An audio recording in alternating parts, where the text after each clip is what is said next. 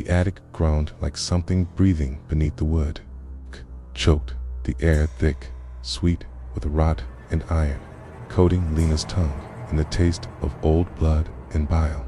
She coughed, her flashlight flickering as she knelt beside the warped floorboard her grandmother had always warned her to leave alone.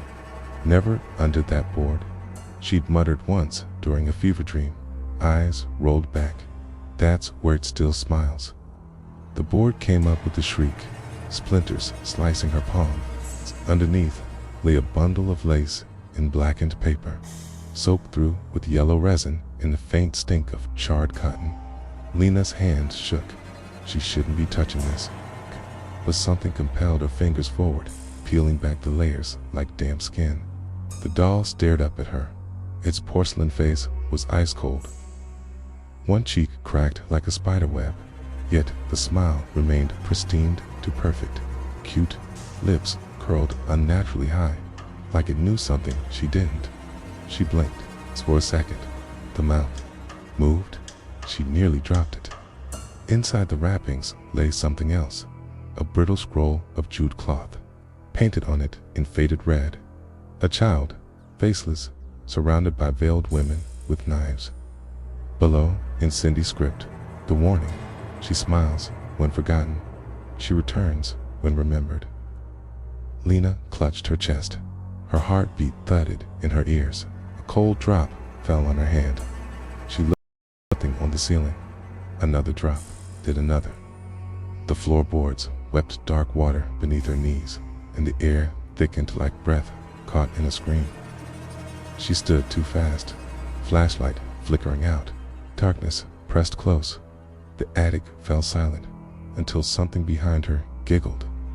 When she turned, the doll was gone. In its place, a tiny set of wet footprints led toward the stairs. And they were still fresh, you said. Lena placed the doll gently on her bookshelf, trying to ignore the way its glass eyes reflected no light. Her apartment, once her sanctuary, now felt different, thick with stillness, like the walls themselves were listening. The faint scent of copper lingered in the air, though she couldn't find its source. She scrubbed her hands 3 times, but still tasted rust on her tongue. She lit incense, whispered the old Cindy Ward her grandmother used to mutter when shadows stretched too long. Chup Retta, Hijab, Tak, Nazar Na Mayo. He stays quiet until he is seen. For a moment, things settled. The doll sat unmoving, daylight creeping in through her blinds. She breathed, laughed at herself. Maybe it was just an old toy. Maybe it didn't mean anything. She made tea, opened a window, watched people pass on the street below.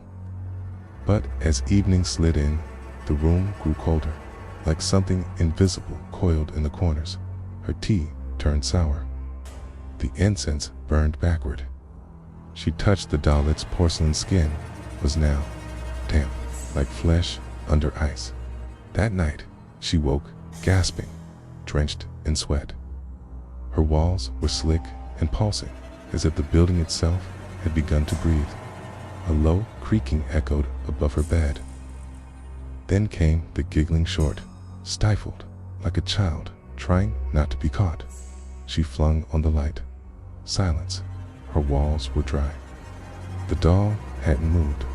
She found comfort in that, till she noticed something new. Keened beneath the doll's feet was an old sepia photo. 3 girls in funeral white, smiling. Their eyes had been scratched out. Kincinta stood the same doll, untouched by age. Lena looked closer. One of the girls, Key, was holding Lena's face. You said, expand this horror story, paragraph 3, into a 300-word section by adding sensory overload. Describe sounds, whispers, creaking, smells, decay. Lena taped the doll to the shelf. 3 thick strips across its legs, a 4th across its torso. She even wedged a heavy book in front of it, some cold, scientific text she barely remembered owning. She whispered a quick blessing she once heard from an old shrine keeper in Larkana. Ye's main uncle, USA and DeCaro. Blind, what sees? The apartment side. Quiet again. Too quiet. But by morning, the book was on the floor.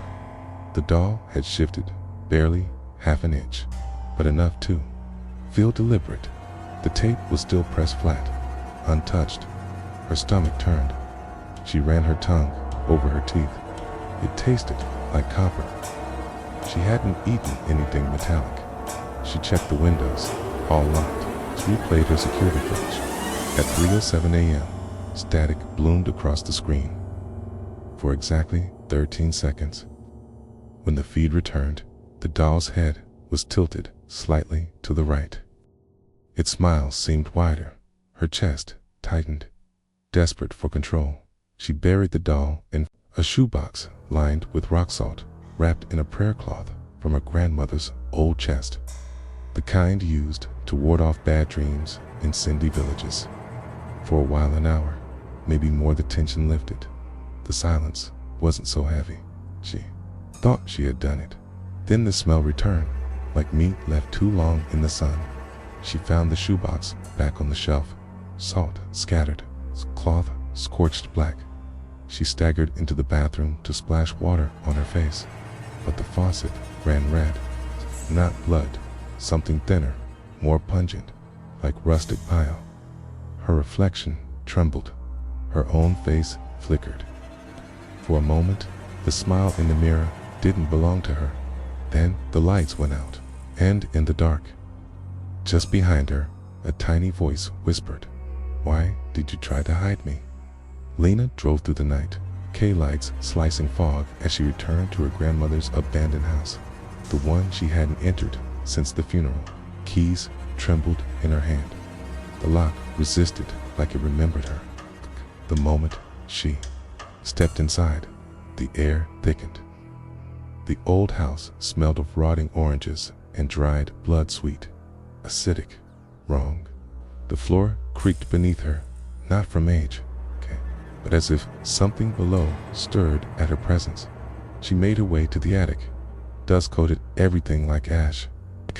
Faint whispers tickled her ears, foreign syllables, too soft to understand, but too loud to ignore. She found the chest buried beneath moldy blankets. Inside, brittle photographs, torn letters, and a journal wrapped in OILCLOTH. Her grandmother's handwriting filled the pages, increasingly erratic with each entry. One passage repeated over and over. She was meant to be buried mouth first. We didn't finish the ritual. She still smiles. Lena's hands trembled as she read about a village girl in 1932, a child born during a lunar eclipse, silent until age 5. Her first word had been a laugh. Her second, a name no one could translate. She never aged. The doll was made to trap her soul, sealed with ash, salt, and the tongues of birds. But someone broke the binding, and now she feeds. A sudden silence fell, unnatural. Even the house seemed to hold its breath. Then the attic door slammed shut, behind Lena, trapping her in the choking dark. She screamed, pounding on the door. It opened a moment later in its home. It's a false hope. It's a cruel trick. When she turned, the journal was gone. In its place sat the doll, smiling on the open chest, and in its lapa fresh page, still wet with ink, "Thank you for remembering me." That night, Lena bolted upright at 3:09 a.m., the same time her camera footage had once glitched. The room was freezing. Her breath came out in clouds, despite the summer heat. The air stank of scorched feathers and copper. From the hallway came a soft, rhythmic creaking, like a rocking chair moving without weight. Then whispers slayed voices, speaking in reverse. Yet she somehow understood. She remembers. She remembers. She lets me smile. Lena clutched the salt-stained prayer cloth to her chest. Her hands were shaking, slick with sweat or blood. She couldn't tell. She pulled open the drawer beside her bed and lit the last of her grandmother's Dry chanted and guggle incense resins meant to repel spirits that feed on memory and guilt. Smoke spiraled upward. For a moment, silence, then a soft giggle. The doll stood in the doorway, standing, its tiny hand raised in a mock wave. Lena screamed.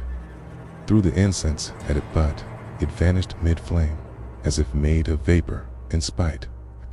She collapsed to the floor, sobbing, her tongue burned with the taste of bile. She crawled toward the window for air, but the glass had fogged over from the inside. Words appeared on it slowly, etched by unseen fingers. Smile, or she takes your mouth. She remembered the drawings in her grandmother's journal. A faceless child, mouth sewn shut around her like offerings. Sacrifices made not to kill the spirit, but to distract it. Lena clawed at her own lips, panic rising. Then, silence. Her phone buzzed, a message from an unknown number. You can still give her someone else. And then a photo attached. It was taken seconds ago from the corner of her ceiling. She was already in the room. Lena's hands trembled as she pried open the shattered doll's cracked porcelain shell. The sharp edges bit into her palms, cold and unforgiving like ice. Inside, wrapped in stained foam, was a brittle bundle, something ancient and fragile. She peeled it back slowly, the scent of damp earth and iron rising like a funeral shroud. Her tongue tasted copper and rot. Fingers, small, delicate bones, remnants of a child, long dead. They were etched with tiny, deliberate carvings in Cindy script. Her eyes widened as she traced the letters. Smile back or she won't stop. The room seemed to close in. Walls pulsed faintly, oozing a slow, dark liquid that smelled of rust and decay. The doll's shattered pieces lay scattered, yet the smile, that awful, perfect smile, still haunted her vision. She staggered back, heart pounding in her ears. The air buzzed with faint whispers, half words, half moans, like voices trapped between worlds. Her breath hitched, doubt gnawed at her mind. Was she losing herself, or was something far worse growing inside? Lena remembered the old village rituals her grandmother described. Ashes scattered beneath doors, salt circles drawn at midnight, prayers murmured to bind restless spirits. All failed. The curse was older than any charm. It fed on hope and fear alike. For a moment, silence. The house seemed empty, peaceful even. She exhaled a shaky breath, daring to believe she might finally be free. Then, from the shadows, a sharp crack echoed, porcelain breaking anew. The pieces on the floor shifted, slowly, rearranging themselves, and the smile grew wider. Now, you belong to me. Lena's reflection stared back from the cracked bathroom mirror, pale, hollow-eyed, lips twitching against her will.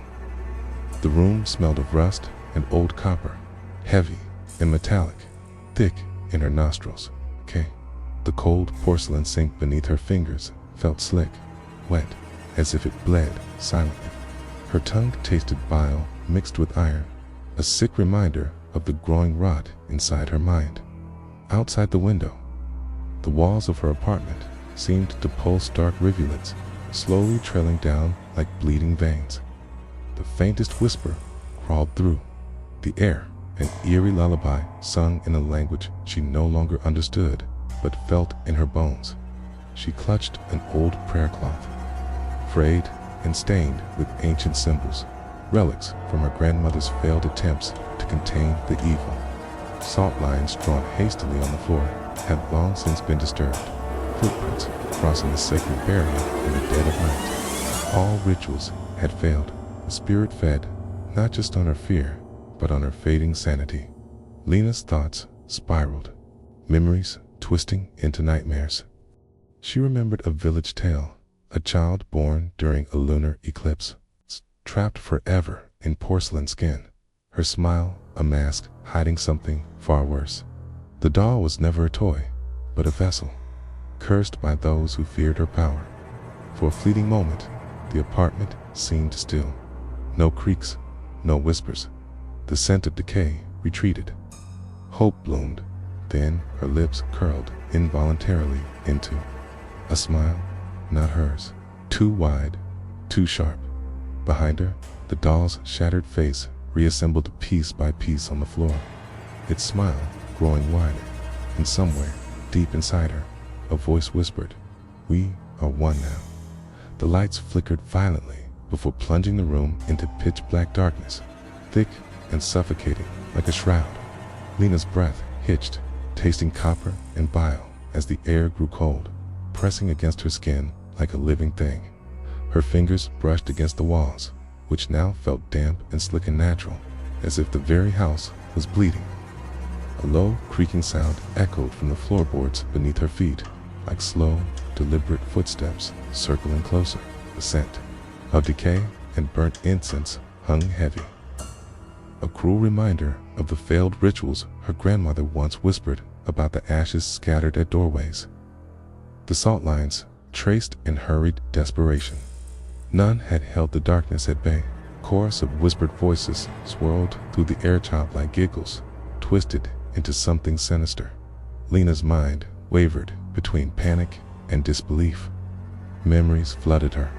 A child born under a blood-red moon, trapped within a porcelain vessel, cursed to smile eternally while feeding on those who dared remember her. The villagers' desperate attempts, prayers, offerings, bindings had only fueled the entity's hunger, each failure a dark gift. For a fleeting heartbeat, the house fell silent. The walls ceased bleeding, the air lightened, flickered like a fragile candle. Then, from the shadows, a cracked porcelain hand emerged, delicate and grotesque, reaching out with unnatural grace. The smile was no longer painted. It was alive. Voice, soft and chilling, whispered close to Lena's ear, "Let's play." The room plunged into darkness once more, leaving only the sound of her own racing heartbeat and the sinister promise lingering in the air. Lena sat motionless on her bed, the room cloaked in an eerie stillness that felt less like peace and more like a gathering storm. The faintest whispers curled through the air, indistinct but insistent, like a dozen fragile voices threading through cracked walls. Her breath tasted metallic copper and old blood, and her skin prickled beneath the heavy silence. The walls seemed to pulse faintly, a slow, rhythmic swelling, as if the house itself was breathing beneath its skin, veins of dark moisture weeping through faded wallpaper. Memories twisted in her mind, visions from the journal she found in her grandmother's chest, of a cursed child born during an eclipse, trapped in porcelain and bound by salt and ash. The villagers' rituals, desperate and flawed, failed to hold the darkness at bay. Each broken circle only fed the smile that would never fade. Lena's own grip on reality frayed. Shadows stretched and warped around her, flickering with faces she could almost recognize, each grinning wider than the last. A brief silence fell. Hope flickered, fragile as a dying candle flame. The air lightened, the pulse in the walls slowed. She dared to close her eyes, willing to tear her away. But when she opened them, the walls had begun to bleed, anew, slow. Dark seeped from cracks, spreading like ink on paper. The whispers crescendoed into a chorus of chilling laughter. From the corner of the room, the doll's shattered pieces slowly reassembled themselves, grinding against one another as the perfect, horrifying smile reformed piece by piece. Lena's voice caught in her throat as a soft, cruel whisper echoed through the room. "You can't run from what you become," ChatGPT said. Lena's hands trembled as she read the final message on her phone. TikTok video from a stranger claiming to have found a doll in her own crawlspace. The screen flickered with static, the image grainy but unmistakable. The same porcelain face, the same eternal smile, staring directly into the camera. The air around Lena thickened, heavy with the smell of rust and decay, like a forgotten grave disturbed. Her breath hitched, tasting copper and bile as whispers curled through her room, low and mocking. Outside, the night deepened. The walls seemed to pulse softly, bleeding faint rivulets of dark liquid that stained the plaster like dried tears. The creaking floorboards echoed a rhythm of footsteps she didn't take. Her grandmother's old warnings echoed in her mind, prayers and salt lines drawn to hold back the unseen. Rituals that failed and only delayed the inevitable. For a brief moment, Lena felt a flicker of hope. Maybe the curse was ending with her. Maybe the doll had finally moved on. She exhaled slowly, the taste of bile fading, the whispers retreating. But then the video distorted. The doll's smiles stretched impossibly wide, its glass eyes blinking slowly, wetly. The camera angle shifted, revealing a dark figure standing behind the girl, holding the phone in shadow with the same twisted grin. Lena's heart pounded as her phone slipped from her grasp. The room grew cold, the air heavy and thick, like the graveyard earth her grandmother spoke of. The whispers rose into a cacophony, laughter and pleas blending into a terrible symphony. And somewhere in the darkness, a voice whispered, "The smile never ends, it only begins."